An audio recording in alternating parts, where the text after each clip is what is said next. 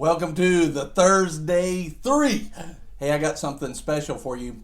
In Romans chapter 5 and verse 5, it says, and hope does not disappoint. Hope does not disappoint. Now, many times we can put hope on the wrong things. Of course, Bible hope is different from worldly hope. Many times, worldly hope is simply like, I wish this would happen. I hope that happens. That's how we've used it. But when the Bible talks about hope, that's not the way it talks about. Hope is a joy. It's a confidence. It's expectation. This is getting ready to happen. That's Bible hope. And when we put joy, confidence, expectation, hope in God, God makes us a promise. I will not disappoint.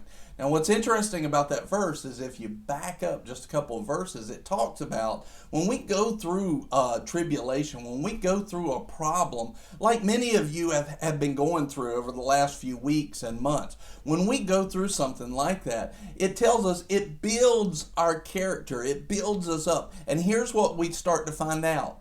That God will be the same whether we're in the middle of a storm or not. Just like Jesus and the disciples. Disciples were not in hope. But Jesus comes out in rest and he says, peace, be still. And God was the same saving God in the storm that he was in a peacetime. But the people that put on hope, God says, when they put hope on me, they will not be disappointed. Now, right before that, here's what it's talking about. You go through tribulation and you put hope on God, you're going to find that God has a character that will not disappoint you.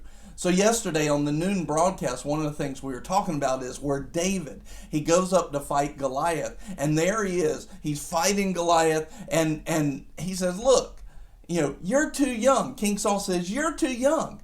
But David says, God was with me when the bear came and I had to kill the bear to protect the sheep. God was with me when the lion came and I had to protect the sheep. And God will be with me with this giant today. Who is this guy who has no covenant with God? But I'm a person who has covenant with God. And David was saying, I'm going to put my hope in God and it will not disappoint.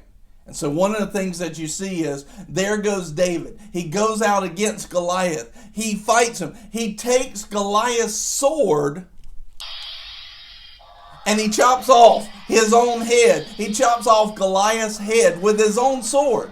Then David is facing another problem. David's facing another problem just a short while later. Now King Saul wants to kill him. He's in the wilderness. It looks like another storm. But the same God who was with David, with the lion, with the bear, and with Goliath, David goes in and all of a sudden he says, I don't have any weapons. I need something. And a priest goes and he says, I tell you what we do have.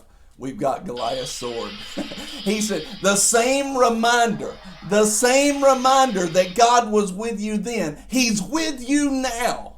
This has been the Thursday 3. Getting ready to do the noon broadcast. Join us. I love you. Put hope in God today and watch how God's character will be the same. He's leading you to victory. We love you. Bye-bye.